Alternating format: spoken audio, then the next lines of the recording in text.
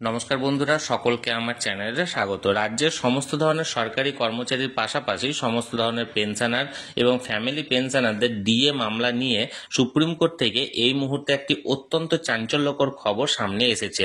কি সেই খবরে কি কি বলা হয়েছে এবং ডিএ মামলার উপর এটি কতটা কার্যকরী হবে, সকল কিছু আজকের ভিডিওতে বিস্তারিতভাবে আলোচনা করব।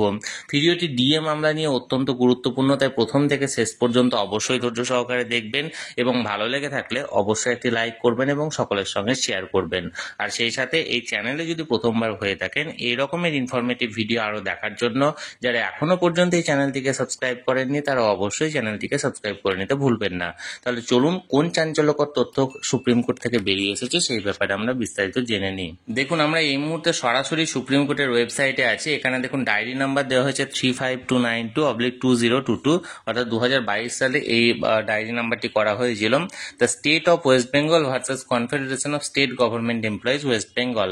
এখানে দেখুন ডায়েরি নাম্বার, যেটা ফাইল্ড অন 3 নভেম্বর 2022, অর্থাৎ 2022 3 নভেম্বর এটা ফাইল করা হয়েছিল, যার সেকশন ছিল সেকশন 16। এবার কেস নাম্বারটা দেখুন, এসএলপি হচ্ছে, এখানে সমস্ত কিছু ডিটেলস দেওয়া হয়েছে, যেটা রেজিস্টার্ড হয়েছিল 6/12/2022। এবার present or last listed one, যেটার ডেট দেওয়া হয়েছে আজকে, অর্থাৎ 22 এপ্রিল 2025, অর্থাৎ আজকে এই মামলাটি উঠতে চলেছে। কিন্তু এই মামলাটি নিয়ে কোন চাঞ্চল্যকর খবরটি এই মুহূর্তে বেরিয়ে এসেছে সেটি দেখুন। Honourable mister justice Vikram Nath, honourable mister justice Sanjay Karol and honourable mister justice Sandeep মেহতার, এই তিনজন বিচারপতির এজলাসে এই মামলাটি আজকে উঠতে চলেছে। অর্থাৎ এর আগে প্রায় 14 থেকে 15টা হিয়ারিং হয়েছে ডিএ মামলাটি নিয়ে, কিন্তু ডিএ মামলাটির এই 14 থেকে 15টা হিয়ারিং এ সবগুলোই দুজন বিচারপতির বেঞ্চে এই মামলাটি উঠেছিল। কিন্তু এবার প্রথমবার দেখা যাচ্ছে যে সুপ্রিম কোর্টে 3জন বিচারপতির বেঞ্চে এই মামলাটি আজকে উঠতে চলেছে, অর্থাৎ 22 এপ্রিল এই মামলাটি উঠতে চলেছে, যার ক্লজ নাম্বার অর্থাৎ সিরিয়াল নাম্বার হচ্ছে 51 এবং বেঞ্চ নাম্বার হচ্ছে 5।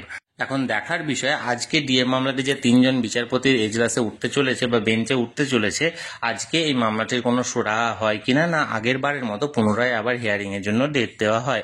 আমি সবসময় চোখ রেখেছি, যে কোনো আপডেট আসা মাত্রই তৎক্ষণাৎ আপনাদেরকে ভিডিওর মাধ্যমে এই চ্যানেলের মাধ্যমে জানিয়ে দেওয়া হবে। তাই যারা যারা এখনো পর্যন্ত এই চ্যানেলটির সঙ্গে যুক্ত নেই অবশ্যই চ্যানেলটিকে সাবস্ক্রাইব করে চ্যানেলটির সঙ্গে যুক্ত হয়ে যান। আর এই ভিডিওটি ভালো লেগে থাকলে অবশ্যই একটি লাইক করুন এবং সকলের সঙ্গে শেয়ার করুন। আর সেই সাথে এই চ্যানেলে যদি প্রথমবার হয়ে থাকেন অবশ্যই চ্যানেলটিকে সাবস্ক্রাইব করে রাখুন। ধন্যবাদ, দেখা হচ্ছে পরের ভিডিওতে।